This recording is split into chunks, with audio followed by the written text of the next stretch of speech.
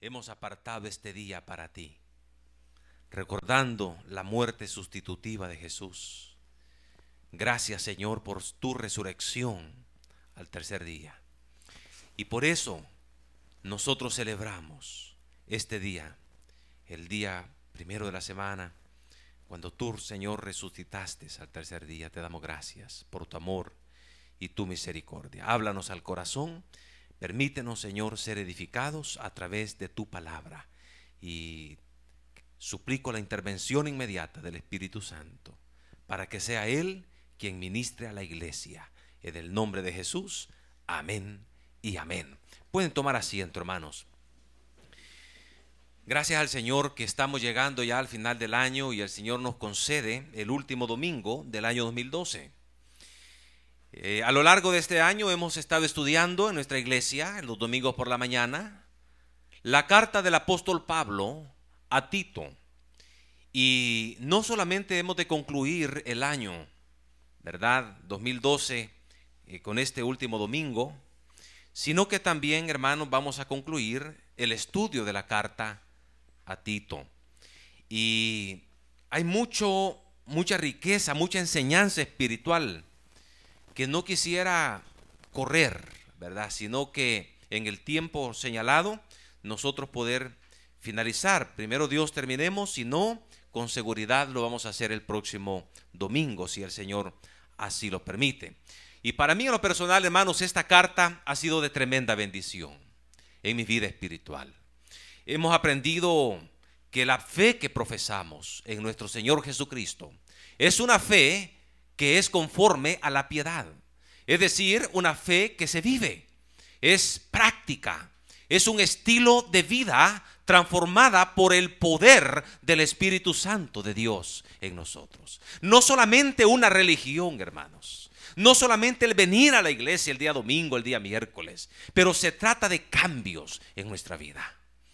Usted y yo que hemos estado durante estos domingos de este año, ¿puede usted señalar 3 áreas en las cuales ha producido cambios en su vida por el estudio de esta carta a Tito?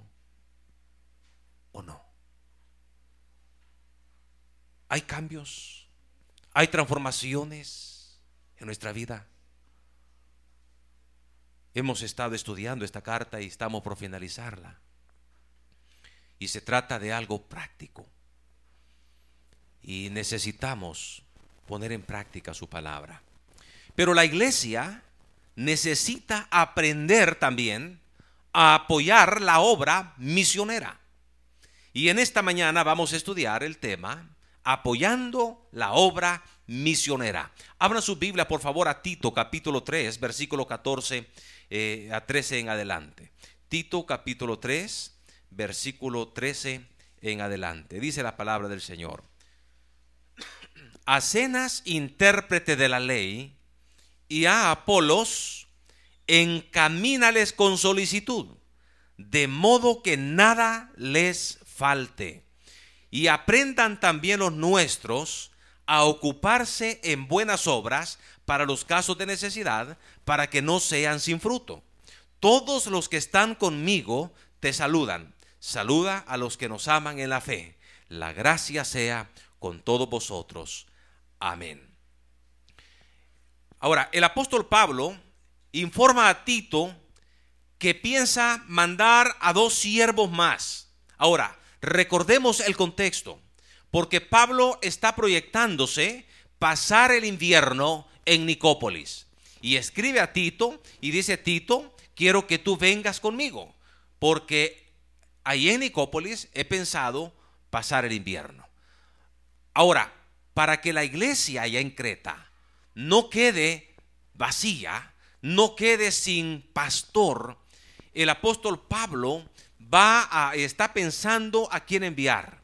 Si envía a Artemas o si envía a Tíquico, para que pueda estar suplantando la ausencia de Tito mientras éste esté con el apóstol Pablo en Nicópolis. Pero también el apóstol Pablo habla de otros 2 siervos más. Y estos 2 siervos son Zenas y Apolos. dice el versículo 13, a Zenas, intérprete de la ley, y a Apolos encamínales con solicitud. Ahora, es interesante que estos dos siervos del Señor, Zenas y Apolos, no se iban a quedar en Creta. Ellos iban de paso, iban viajando a otros ministerios. Pero el apóstol Pablo tiene dos propósitos en enviar a estos dos siervos, Zenas y Apolos, a la iglesia en Creta.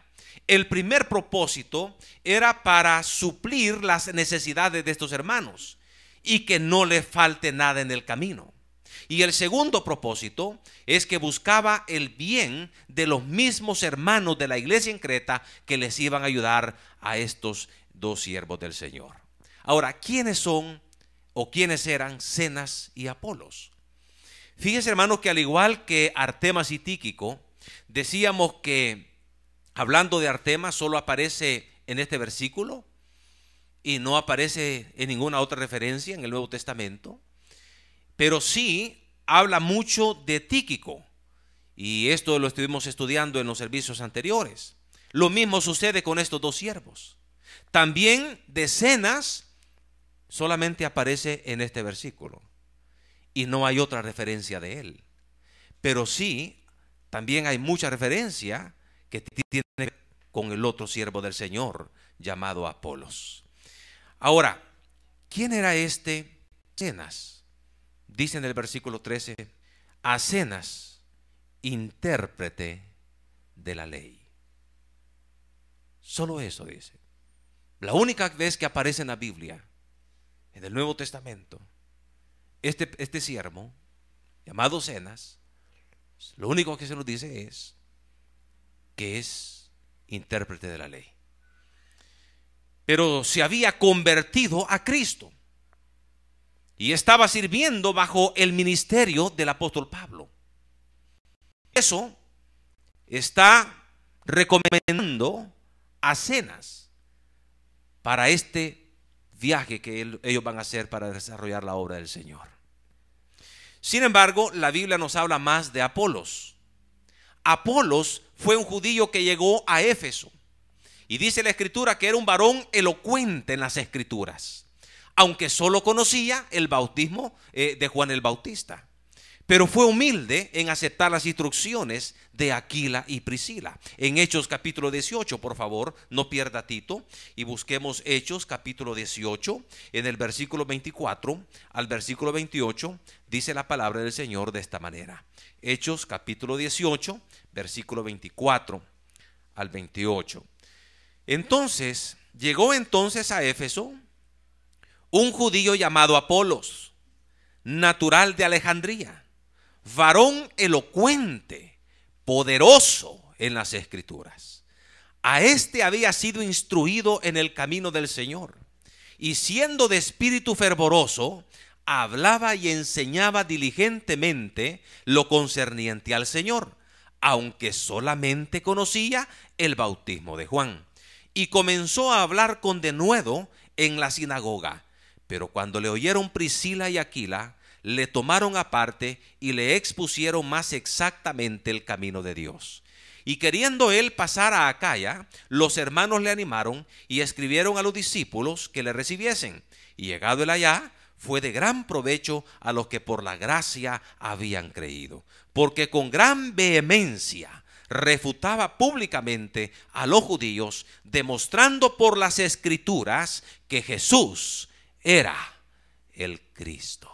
Qué tremendo siervo del Señor, ¿verdad? Aun cuando estaba un poquito retrasado en cuanto a la teología, ¿verdad? Y a lo concerniente al Señor, fue humilde, y es una de las características de los siervos de Dios, la humildad, para poder reconocer, y fue puesto aparte por Aquila y Priscila, un matrimonio, y les expusieron más exactamente lo concerniente al Señor. Fue de gran bendición. Ahora, también vemos que fue a Corinto en el capítulo 19, versículo 1. Vea lo que dice la palabra del Señor en Hechos 19, versículo 1. Aconteció que entre tanto que Apolos estaba en Corinto, Pablo, después de recorrer las regiones superiores, vino a Éfeso y hallaron a ciertos discípulos. ¿Dónde estaba Apolos? En Corinto. Ahora, ahí en Corinto tenía sus seguidores. Fíjese, tenía sus seguidores. En 1 de Corintios capítulo 1, en el versículo 12, dice la palabra del Señor. 1 de Corintios capítulo 1, en el versículo 12, dice la palabra de Dios de esta manera: quiero decir que cada uno de vosotros dice: yo soy de Pablo, yo de Apolos, y yo de Cefas, y yo de Cristo. Una iglesia carnal, una iglesia dividida entre ellos por grupos, unos siguiendo a Pablo, otros a Apolos, otros a Cefas, y otros decían ser seguidores del Señor Jesucristo. Pero una iglesia dividida. Así que Pablo llegó, y también Apolos, y por lo que sabía, por su preparación, por la forma como ministraba la palabra, pues eso arrastró a muchas personas de los corintios. En el capítulo 3, en el versículo 4, dice la palabra del Señor, el apóstol Pablo hablando, dice: porque diciendo el uno, yo ciertamente soy de Pablo, y el otro, yo soy de Apolos, ¿no sois carnales?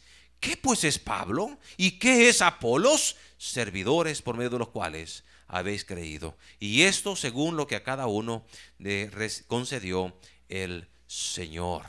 Yo planté, Apolos regó, pero el crecimiento lo ha dado Dios. Pablo está enderezando el problema. Aquí no se trata de personas y seguir a hombres. Aquí se trata de seguir al Señor. ¿Quién es Apolos? ¿Quién es Pablo? Somos servidores. Somos instrumentos del Señor Jesucristo, está diciendo. Pero más tarde, Apolos deja Corinto y se va a otro lugar para ministrar. Y Pablo tiene que rogar a Apolos a que regrese otra vez y que vaya otra vez a Corinto. Pero en esa ocasión, Apolos no quiso. Pero decía: después vamos a ir. En el capítulo 16 de Corintios, 1 de Corintios 16, 12, dice la palabra del Señor de esta manera. 1 de Corintios 16, 12. Acerca del hermano Apolos, mucho le rogué que fuese a vosotros con los hermanos, mas de ninguna manera tuvo voluntad de ir por ahora, pero irá cuando tenga oportunidad. No se nos dice la razón por la cual él no quiso ir, aun cuando Pablo no le mandó, sino le rogó que fuera, por favor. ¿Será el contexto de lo que estaba pasando en la iglesia? Y llegar él era más problema, no sé. La Biblia no lo dice. A este Apolos, juntamente con Zenas, Pablo pide a Tito apoyarle en su viaje al pasar por Creta.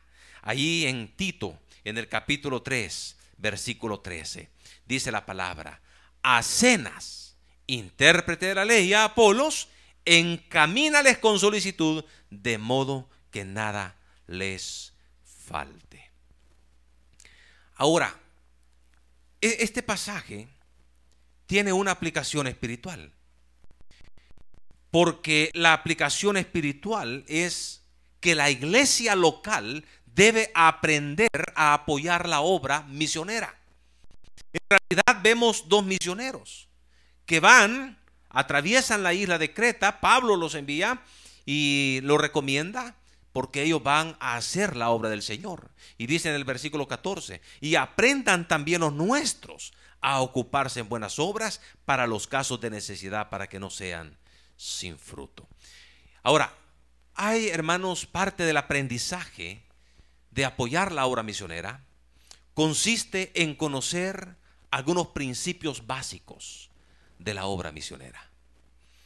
Y yo quiero hablar sobre 3 principios básicos que nosotros como iglesia local debemos aprender si hemos de apoyar la obra misionera. En primer lugar, la obra misionera necesita de siervos capacitados para realizar la obra del Señor. Necesita de siervos capacitados para realizar la obra del Señor. Pablo pide a Tito apoyo a estos dos siervos, a Zenas y a Apolos, pero ambos eran preparados. Eran preparados. ¿Quién era Zenas? Dice el versículo 13. Intérprete de la ley. ¿Y quiénes eran los intérpretes de la ley? Los escribas. Y los escribas eran personas cuya profesión era estudiar detalladamente las escrituras. Zenas era un hombre preparado en las escrituras. Había sido preparado para el estudio detallado, profundo de las escrituras. No cualquier persona era un escriba. No cualquier persona era un intérprete de la ley. Se decía también los doctores de la ley. Personas preparadas. Y este hombre, siendo un escriba, un intérprete de la ley, que se había preparado en las escrituras, llegó a convertirse al Señor, a reconocer a Jesús como su Señor y su Salvador. Conoció al apóstol Pablo y estaba entonces en el ministerio sirviendo al Señor. Un hombre preparado. Pero Apolos también era un hombre preparado. Vea lo que dice la palabra en Hechos capítulo 18. En Hechos capítulo 18, en el versículo 24 y 25. Dice la palabra del Señor. Llegó entonces a Éfeso un judío llamado Apolos, natural de Alejandría. Vea lo que dice de él, su currículum. Varón elocuente. ¿Qué entiende usted por esta frase? Poderoso en las escrituras. Poderoso en las escrituras. Y el versículo 25. Este había sido, ¿qué dice? Instruido en el camino del Señor. Había sido preparado, enseñado. No nació poderoso en las escrituras, pero fue enseñado, instruido. Tuvo que aprender y llegó a dominar las escrituras, al grado que dicen del versículo 28, porque con gran vehemencia refutaba públicamente a los judíos, demostrando por las escrituras que Jesús era Dios, el Cristo, dice la palabra del Señor. No solamente lo hablaba, pero sino que lo demostraba públicamente a través de las escrituras, porque era un hombre preparado, instruido en las escrituras. La obra misionera requiere de hombres y siervos preparados. Hermanos, entre más se prepara usted, Dios más lo va a usar. Algunos piensan que no hay necesidad de prepararse para estar haciendo la obra del Señor. Lo único que usted necesita, dicen, es el poder del Espíritu Santo de Dios y la voluntad para obedecer y someterse al Señor y hacer la obra del Señor. Esto es cierto en parte. Claro que sí. De nada sirve una preparación sin el poder del Espíritu Santo. Y de nada sirve el poder del Espíritu Santo y la preparación si no hay voluntad. Es cierto en parte que necesitamos el poder del Espíritu Santo de Dios, que necesitamos estar prestos en obediencia al Señor. Pero hermanos, en la Biblia tenemos un ejemplo del apóstol Pedro, un pescador Llegaron a decir de ellos, del vulgo y sin letras, es decir, sin mayor preparación. Una persona empresaria que tenía su empresa pescadera, pero sin mayor preparación. Ahora, ¿qué sucedió con el apóstol Pedro? El Espíritu Santo lo usó. Y el Señor lo usó. Y la iglesia es bendecida con dos cartas maravillosas. Cartas preciosas. Primera de Pedro y segunda de Pedro. Primero Dios, algún día podamos estudiar estas cartas aquí en la iglesia. Dos cartas lindas, de gran enseñanza. Señor le usó. Pero por otro lado tenemos al apóstol Pablo. ¿Quién era Pablo? Instruido a los pies de Gamaliel. Gamaliel era un maestro muy reconocido. No cualquier persona en aquel entonces pudiera estudiar con Gamaliel. Es como nosotros acá. No. ¿Cuántas personas de San Ramón conoce usted estudiando en Harvard, hermano? ¿Cuántas? Difícilmente, ¿verdad? Así, allá, con Gamaliel. Que cuando venga uno de los Atlanta o de Pórtico de San Ramón o del Cantor el Charco y dice, yo estudié allá en Harvard y vengo graduado. Es una persona eminente. No cualquiera va a estudiar allá. No cualquiera estudiaba con Gamaliel. Y no tenía muchos alumnos, 5 o 6 alumnos nada más, y estaban con él. Una eminencia. Una preparación completa. Pablo se quemó las pestañas. Pablo se preparó. Y cuando se convierte al Señor, ¿sabe a dónde lo llevó el Señor? A un desierto lo llevó por 15 años. 15 años. El mismo Señor Jesucristo ministrándole. 15 años. Después, pasados 15 años, dice el apóstol Pablo, subí a Jerusalén. A los que eran apóstoles antes que yo. Un hombre preparado. Ahora, ¿qué pasó con él? Dios le usó, al igual que Pedro. Y el Señor lo apartó. Y la iglesia del Señor es bendecida con 13 cartas en el Nuevo Testamento. Y unos dicen 14, porque le dan a él el autor de la carta a los hebreos. Pero 13 seguros.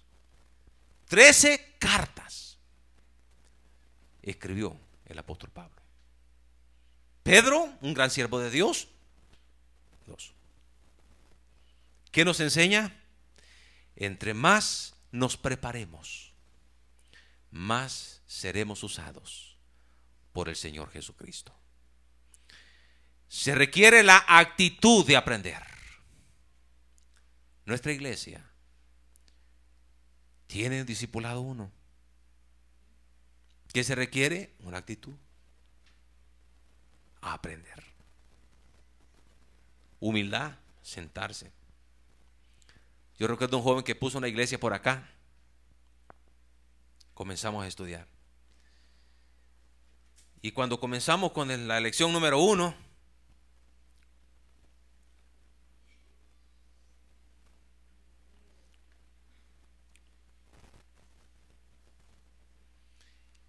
si es que eso ya lo sé, me decía. Así ve. Solo una vez nos reunimos. Ya no hubo reunión, ya no llegó. Bueno, se requiere humildad para aprender, para sentarse, Paciencia. Tenemos discipulado 2. Terminó el 1, quiere seguir aprendiendo. Entre más se prepara, más lo va a usar el Señor. Ok, vaya el discipulado 2.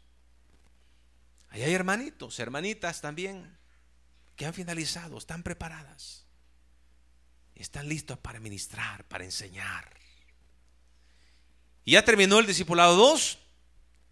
Bueno, tenemos el proyecto del Instituto Bíblico. ¿Para qué? Para que siga creciendo, para que siga aprendiendo. Gracias al Señor. Pero sí, hermano, es importante la preparación. El ser instruido. Hermano, viene un nuevo año. Estamos a 2 días ya para finalizar este año. Y viene un nuevo año. Dentro de sus proyecciones, yo le animo a prepararse, a que estudie, a que se capacite para poder servir en la obra del Señor. Pero además hay un segundo principio que podemos aprender de la obra misionera. Y es que la obra misionera necesita de siervos enviados para realizar la obra del Señor Jesús. Se necesita de siervos enviados para realizar la obra del Señor Jesús. Fíjese que acá, Zenas, intérprete de la ley, y Apolos, se habla de ellos en el contexto de ser enviado. Vea el versículo 12. Cuando, ¿qué dice? ¿Sí? Cuando, ¿qué dice? Envíe. Fíjese qué interesante. Cuando envíe. Es en ese contexto de enviar que está diciendo el apóstol Pablo de Zenas y de Apolos: encamínales con solicitud. La misma palabra aparece en Marcos capítulo 6, versículo 7. Enviar. Marcos capítulo 6, en el versículo 7, dice la palabra: después llamó a los 12. ¿Quién lo llamó? Jesús. Y comenzó a, ¿qué dice? A enviarlos de 2 en 2. Y le dio autoridad sobre los espíritus inmundos. El Señor los llamó y el Señor los envió y le dio autoridad. En Lucas capítulo 10, versículo 1, un poquito más adelante. Lucas capítulo 10, versículo 1. Después de estas cosas, designó el Señor también a otros 70, a quienes, ¿qué dice? Envió de 2 en 2 delante de él, a toda ciudad del lugar donde él había de ir. Envió. Se necesita de siervos que sean enviados por la iglesia. Pero esto, hermano, eso de enviar está bajo el contexto de la iglesia local. Vea por favor en Hechos capítulo 13, versículo 1 al versículo 3. Hechos capítulo 13, versículo 1 al versículo 3.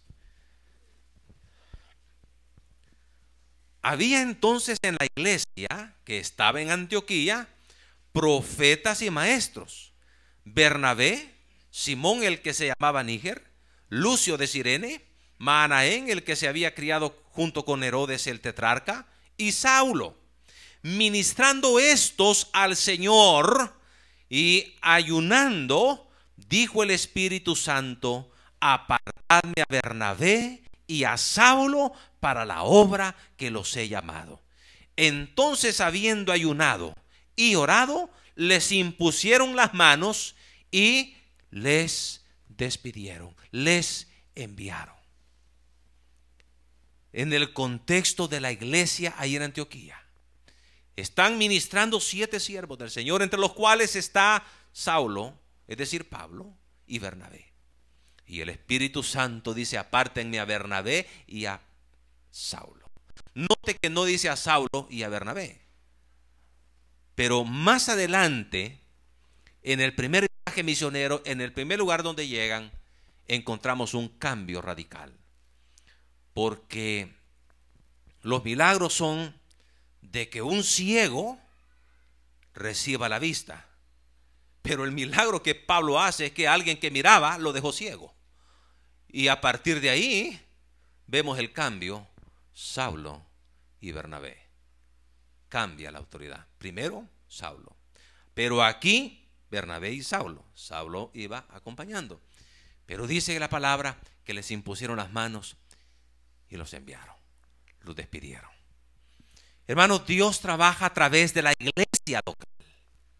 Y es el Espíritu Santo que llama a los siervos para la obra misionera, a los cuales también son enviados a través de la iglesia local, no a través de organizaciones paraeclesiásticas. Es decir, organizaciones misioneras que envían misioneros sin estar amparados bajo la iglesia local. O pretender levantar iglesias a título personal.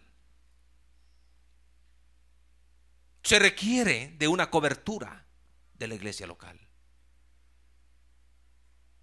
No es porque yo quiero levantar una iglesia, poner una iglesia. En primer lugar, ¿es Dios que me está llamando? Porque si Dios no me ha llamado, no tengo el respaldo del Señor.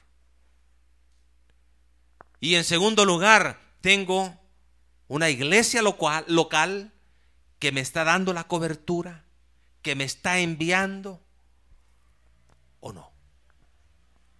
Y esto es precisamente la visión que tiene esta iglesia, de enviar siervos preparados a la obra misionera, darles nuestro respaldo conforme a nuestras posibilidades, y luego formar una fraternidad, relacionándonos mutuamente y no dejando que estén aislados y solos. Necesitamos una fraternidad. Nuestra iglesia, hermano, tiene ese enfoque. Y precisamente por eso, en base a esta necesidad, tenemos el Instituto Bíblico. Ahora comenzamos con el instituto y terminamos con otro grupo de hermanos. Y estamos ahí. Hablamos con el hermano Osiris y hablamos sobre este proyecto y decíamos desde hace algunos meses atrás, ¿qué va a pasar para el próximo año? Necesitamos un grupo de 12 personas para que pueda seguir funcionando. Si no, vamos a hacer un paréntesis. Pero no hemos perdido. Aunque se haga un paréntesis, no hemos perdido la visión. La visión está. Y cuando hayan personas que quieran seguir, vamos a seguir. Porque nuestra meta es prepararlos, capacitarlos para enviarlos a hacer la obra misionera y darles nuestra cobertura. Pero no para que ellos estén solos y abandonados, ¿verdad? No es que vamos a agarrar a un soldado y lo vamos a mandar a la guerra y ahí que te vaya bien, no. Necesitamos la cobertura, ¿verdad? La bendición del Señor y poder estar manteniéndonos siempre como una fraternidad. Pero el tercer principio que tenemos acá en cuanto a la obra misionera es que la obra misionera necesita de iglesias locales que han aprendido a apoyar financieramente. Fíjese que en el versículo 13 dice la palabra del Señor: a Zenas, intérprete de la ley, y a Apolos, encamínales con solicitud, de modo que nada le falte. Encaminar es equiparle de las cosas necesarias para el viaje. Es en ese contexto que nosotros vemos algunos pasajes, como por ejemplo en Hechos capítulo 15, en el versículo del 1 al 3. En Hechos capítulo 15, versículo 1 y 3, dice la palabra del Señor. Entonces algunos que venían de Judea enseñaban a los hermanos: si no os circuncidáis conforme al rito de Moisés, no podéis ser salvos. Como Pablo y Bernabé tuvieron una discusión y contienda no pequeña con ellos, se dispuso que subiesen Pablo y Bernabé a Jerusalén y algunos otros de ellos, a los apóstoles y a los ancianos, para tratar esta cuestión. Ellos pues, habiendo sido encaminados por la iglesia, es decir, apoyados financieramente, supliendo sus necesidades por la iglesia, dice, pasaron a Fenicia y Samaria contando la conversión de los gentiles y causaron gran gozo a todos los hermanos. En Romanos capítulo 15, versículo 24, dice la palabra del Señor, en Romanos capítulo 15, en el versículo 24. Si no lo encuentra, yo se lo voy a leer. Dice la palabra: cuando vaya a España, mire, Pablo andaba de misionero y quería ir a España también. Y dice: cuando vaya a España, iré a vosotros, porque espero veros al pasar y ser encaminado allá por vosotros. Es decir, que ustedes, yo pueda recibir el apoyo financiero para yo poder estar haciendo la obra misionera en España. En Primera de Corintios capítulo 16, dice la palabra del Señor, en Primera de Corintios capítulo 16, versículos 10 y 11. Y si llega Timoteo, mirad que esté con vosotros con tranquilidad, porque él hace la obra del Señor así como yo. Por tanto, nadie le tenga en poco, sino encaminadle en paz, para que venga a mí, porque le espero con los hermanos. Encaminadle en paz, es decir, dele el apoyo financiero, material que él necesita para que llegue a mí. Y dice entonces, encamínale, dice en Tito, con solicitud, es decir, con diligencia, prestar atención. Pablo manda a Tito, como líder de la iglesia, a darle prioridad a este apoyo financiero, pero también debe enseñar a la congregación a que aprendan a apoyar la obra misionera. Y no solamente a la obra misionera, sino a participar en cada necesidad real. Dice en el versículo 14: y aprendan también los nuestros, aprendan a ocuparse en buenas obras para los casos de necesidad. Aprendan. Hermanos, apoyar la obra misionera es algo que se aprende. Es algo que se aprende. Y no solamente debemos aprender, sino que debemos ponerlo en práctica. Como iglesia necesitamos aprender a poder hacer esta buena obra, a apoyar financieramente las misiones y las necesidades reales. Yo recuerdo el año anterior que vino un pastor a predicar la palabra del Señor de un lugar por el mar, está su iglesia, y como que se les inundó allá varias personas de la familia, y nosotros recogimos donativos, ¿verdad?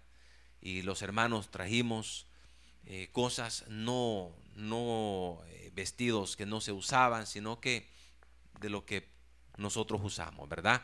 Camisas, frazadas, lo que sea. Y lo trajimos, ¿verdad? Y para entregarlo, estamos pensando entregarlo a un lugar o al tabernáculo para que de ahí iban a repartir, ¿verdad? Pero luego vino este pastor y se lo entregamos a ellos, a él, para que lo repartiera allá a la iglesia. Ahí hay un caso de necesidad y en la iglesia está prácticamente apoyando. Gracias al Señor. También el ministerio de visitación, sus proyecciones que tiene, ellos tienen la proyección siempre de poder recolectar para una canasta básica, ¿verdad? Y algún hermano que está en una necesidad real, entonces se le asiste con esta canasta básica. Qué lindo es esto, ¿verdad? Ahora, el año pasado, o más bien este año, nosotros comenzamos también con una ofrenda pro templo, ¿se acuerdan? Esta ofrenda pro templo es precisamente para comprar un terreno. Y en esa ocasión decíamos, hermano, esto no es una ofrenda de lo que normalmente nosotros damos, sino que esta es una ofrenda adicional. Si usted quiere pactar con el Señor la cantidad que sea, pero siempre y cuando el Señor le provea ese mes, le provea extra, porque esto es una ofrenda extra. Si el Señor no le provee, entonces pues no dé, ¿verdad? Pero si el Señor le provee extra de eso, usted lo da. Es en un sentido un apoyo a la obra del Señor, a la obra misionera aquí en nuestra propia iglesia. El americano, fíjese que tiene un pensamiento que cuando un siervo del Señor está ministrando, aunque salga de su iglesia, pero no sale de los Estados Unidos, esa persona no es misionera. Para ser misionero tiene que salir del país, entonces es misionero. Ese es el concepto que se tiene. Pero nosotros, hermanos, tenemos el concepto que si alguien sale de la iglesia, aunque vaya a Sonsonate, aunque vaya a la Santísima Trinidad, etcétera, es un misionero. Y si nosotros estamos como nosotros, necesitamos de comprar un terreno, ahí tenemos una misión. Ahora, probablemente en algunos de nosotros, hermano, yo recibí bendición extra, gracias al Señor, ¿verdad? Recibía bendición extra y digo, Señor, tú has provisto, aquí está. Pero habían veces que no recibía provisión extra, pero de la ofrenda sacrificial, de la bendición que el Señor nos da, nosotros apartamos y lo entregamos. Eso es un apoyo a la obra misionera. Y precisamente estamos necesitando esto y por eso lo vamos a continuar para el próximo año. No es obligación, hermano, que usted esté pactando en esto, pero lo vamos a seguir haciendo, gracias al Señor. Nosotros tenemos acá y hablamos de los reportes, ¿verdad? Pero tenemos todo listo. Y yo quiero también traer, primero Dios, el próximo domingo, traer lo que es las boletas que tenemos, ¿verdad? De los compromisos que se han dado, las inversiones, precisamente para que cualquier duda que usted tenga, usted pueda venir a mí y ver cómo está entonces lo que hemos ofrendado al Señor durante este año. Pero esa inversión no se queda sin fruto. Vea lo que dice en el versículo 14, en la última parte. Para que no sean sin fruto, dice el apóstol Pablo. El mismo principio lo vemos en Filipenses capítulo 4, en el versículo 15. Filipenses capítulo 4, en el versículo 15, dice la palabra del Señor. Y sabéis también vosotros, oh filipenses, que al principio de la predicación del evangelio, cuando partí de Macedonia, ninguna iglesia participó conmigo en razón de dar y recibir, sino vosotros solos. Pues aún a Tesalónica me enviasteis una y otra vez para mis necesidades. No es que busque dádivas, sino que busco fruto que abunde en vuestra cuenta. Qué cosa más interesante. Estas inversiones tenemos fruto en la cuenta eterna en los cielos. Y precisamente, hermanos, yo soy muy reacio como pastor de hablar de dinero en la iglesia, de hablar de ofrendas, de hablar de diezmos. Casi no lo hago. Y estamos tratando esto porque esto es lo que dice. Y estamos estudiando la carta a Tito y no debemos de rehuir el consejo de Dios. Pero si son temas como dinero, hermano, a mí en lo personal no me gusta predicar. Casi que no predico de dinero, de esto. Pero sí, Pablo dice, aprendan también los nuestros. La iglesia tiene que aprender a poder apoyar la obra financiera, la obra misionera de una manera económica. El apóstol Pablo concluye con dos cosas en el versículo 15. Todos los que están conmigo te saludan. Saluda a todos los que nos aman en la fe. La gracia sea con todos vosotros. Amén. Termina con dos cosas, con saludos y con el deseo de la gracia. Todos los que estaban con el apóstol Pablo mandaban saludos a Tito. Qué interesante. Todos los que están conmigo te saludan y pide saludar a todos los que les aman. Hermano, esto nos habla de importancia de facilitar a los demás que nos amen. Todos querían saludar a Tito porque era una persona que se daba a querer por su servicio, por su misión, por su respeto, por el amor a los demás, por su paciencia a los demás. Qué difícil es mandar saludos a personas problemáticas, ¿verdad? Cuando una persona es problemática, mira, fíjate, voy a ver al fulano de tal. ¿A quién vas a ver? ¿No le vas a mandar saludos? Cuesta. Cuesta. Todos los que están conmigo te saludan, Tito. Porque no era persona problemática.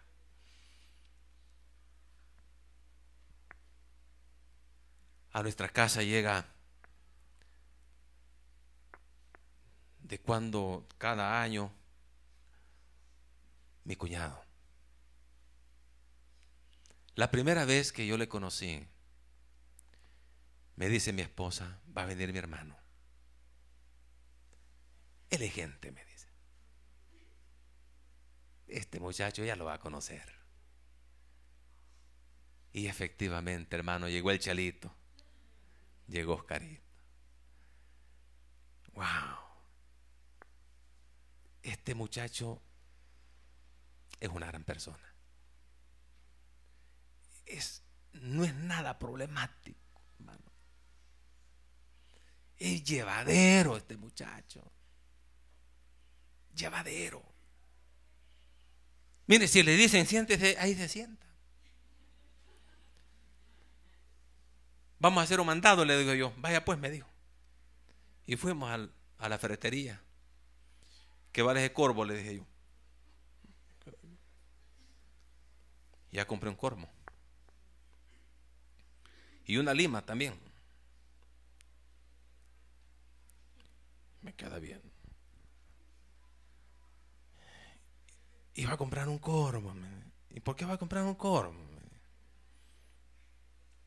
No, es que hay unas ramas que quiero cortar allá en el patecito.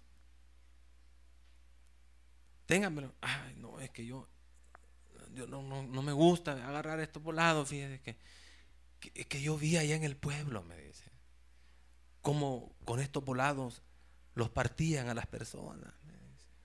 Y yo, no, pero aquí no se preocupe, si está en la vaina, le dije yo.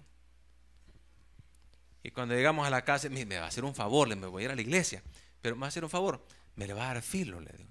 Pero mire, fíjese bien, no, ya le di las instrucciones, no vaya a poner aquí, que no, ¡sí! Le decía, vale. No vaya, fíjese bien, no le vaya a poner de este lado, sino que tiene que quedar el filo para allá y allá le va a dar usted, le va a estar dando usted así. Por favor, tenga mucho cuidado porque esto es peligroso. Se voló un dedo, mi hermano. Pero no el dedo completo, sino que se cortó la punta y de repente andaba. Y qué vergüenza. Hoy me va a regañar mi esposa, dije yo, ¿verdad? ¿Por qué lo pone a hacer eso? Y yo lo pensaba que me diera también a las ramas ahí, quizás iba a cortar el brazo. No, ya no, dije yo, lo voy a guardar. Mire, un muchacho, hermano, precioso. Cero confrontación.